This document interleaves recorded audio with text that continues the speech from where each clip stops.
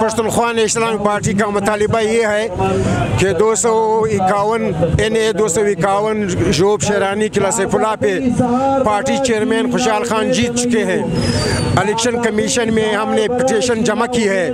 हमारा मुतालिबा है कि हमारे पोलिंग एजेंटों के साथ मौजूद 45 नंबर फार्म के मुताबिक दोबारा गिनती कराया जाए, क्योंकि हमारे पास फार्म नंबर 45 जो मौजूद है उसके मुताबिक 7,000 लीड से खुशहाल खान जीत चुके हैं और उनको हराना एक साजिश थी। पहले उनके वोटों की तादाद कम करके 949 पे रखी गई और फिर पोस्टल बैलेट में 93 वोटों से उसको हराया गया। हमारा मुतालिबा ये है कि उसके वोटों की फार्म नंबर 45 जो हमारे पोलिंग एजेंटों के साथ मौजूद है उसकी मौजूदगी में दोबारा गिनती कराई जाए और खुशहाल खान की कामयाबी का ऐलान किया जाए।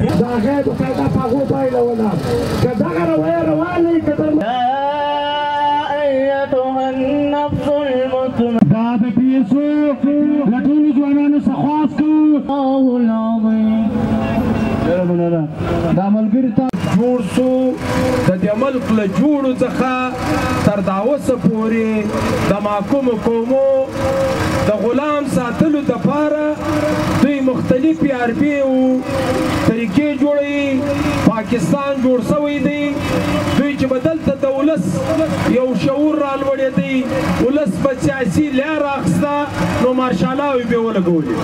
د ایوب خان مارشاله، د یحیی خان مارشاله، بیا راسه د مشرف مارشاله آئین به یې تر پښو لاندې کړي.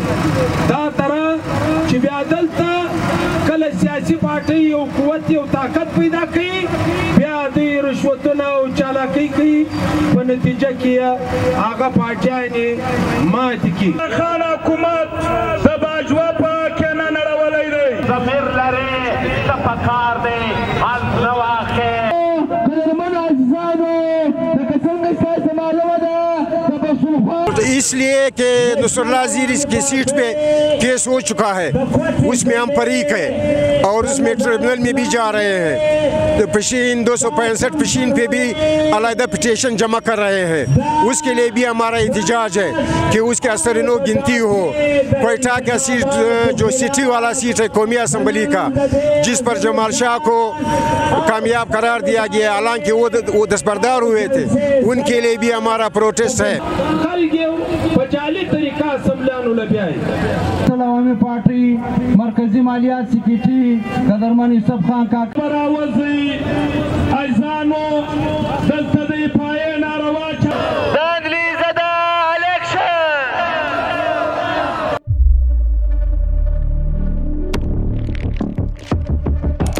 कुदरत की तख्लीक में कोई कमी नहीं, बस देखने वाली नजर चाहिए। कुदरत के बनाए इस निजाम में कौन है फसादी और कौन कर रहा है हक की मनादी? Absolutely not. कुदरत की सब पर नजर है। मजलूम की आह हो या जालिम पे पर्दा, कुदरत की नजर से ओझल नहीं। कुदरत का ऐसा ही एक शाहकार है जो नजर भी रखता है और पल पल की खबर भी। बराह रास्त जलसे हो या रखनी हो पाकिस्तान समेत दुनिया भर की खबरों पर नजर, तो अभी सब्सक्राइब करें YouTube पर डेली कुदरत को या फिर फॉलो करें सोशल मीडिया पर डेली कुदरत को और रहें हर लम्हा बाखबर। कुदरत हर वक्त बर वक्त।